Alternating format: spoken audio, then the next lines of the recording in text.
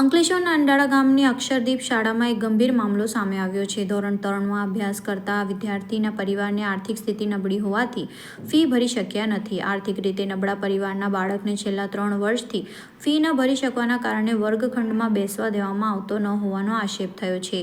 શાળા સંચાલકોએ બાળકનું લિવિંગ સર્ટિફિકેટ પણ આપવાનો ઇનકાર કર્યો હતો. આ મામલાની જાણ થતાં આમ આદમી પાર્ટીના જિલ્લા પ્રમુખ પિયુષ પટેલ અને અંકલેશ્વર હાંસોટના પ્રમુખ નીતિન વસાવા સહિતના આગેવાનો શાળાએ પહોંચ્યા હતા.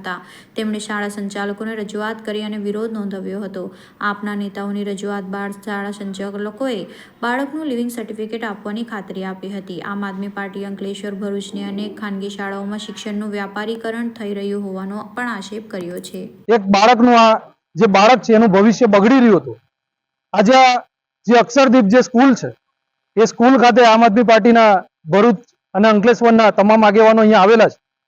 ત્યારે જાણવા મળ્યું કે ત્રીજા ધોરણમાં બીજા ધોરણની અંદર જ્યારે છોકરો ભણતો હતો ત્યારે કંઈક ફી ના ભરી શક્યા, જેના અભાવે છોકરાને બહાર બેસાડવામાં આવ્યું એક્ઝામના સમયમાં.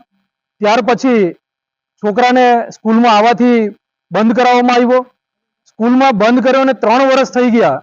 3 વર્ષથી એનું એલસી પણ આ લોકોએ આપ્યું નથી સ્કૂલની ફી ના ભરવાના કારણે, જેના કારણે 3 વર્ષથી આ બાળકનું ભવિષ્ય બગડી રહ્યું હતું.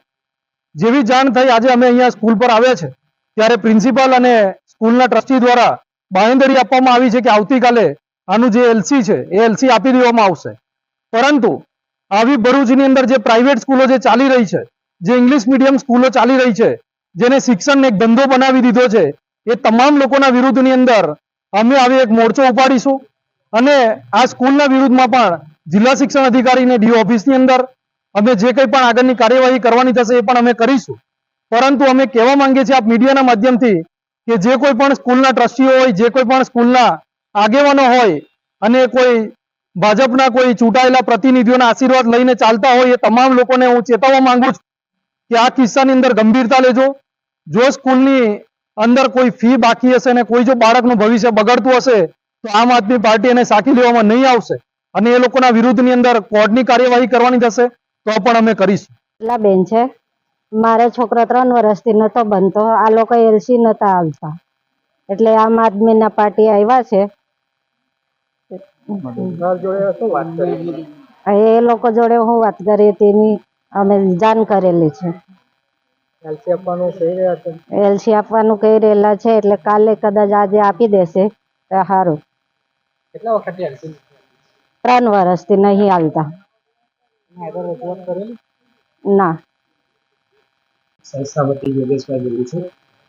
હાલમાં જે વાલી અને જે પક્ષોને લઈને અહીંયા હાજર થયા હતા એ વાલીએ કેટલા સમયથી એના વિદ્યાર્થીની ખૂબ ફી બાકી હતી. અમે વિદ્યાર્થીની ફીમાંથી કોઈ પણ વિદ્યાર્થીને અમે પરીક્ષામાં બેસવા દેવામાં આવશે નહીં એનું અમે રોકી શકતા નથી. ખૂબ ફી બાકી હતી અને આ વાલી 3 વર્ષ સુધી 3 વર્ષ પછી અત્યારે એલસી લેવા માટે જ્યારે વિદ્યાર્થીને આગળ ભણવાનું થયું ત્યારે એલસી લેવા માટે 3 વર્ષ પછી અત્યારે અહીંયા અમારી સંસ્થા પ્રાપ્ત થયા હતા. બરાબર, અમે એલસી આપવાની ના પાડી નથી. અત્યારે 3 વર્ષ સુધી કોઈ પણ વિદ્યાર્થીની એલસી અમે રોકી નથી અને આ વિદ્યાર્થી 3 વર્ષ પછી 3 વર્ષની અંદર આ વિદ્યાર્થીએ અમને લેખિતમાં એલસી મેળવવા માટે કોઈ અરજી પણ કરેલ નથી. બરાબર, હજુ અરજી કરીએ તો અમને એલસી મૂકી ના શકે ને. અમે એલસી આ વિદ્યાર્થીને ક્યાંથી આપી દીધી પણ આ વિદ્યાર્થીની ફી બાકી છે.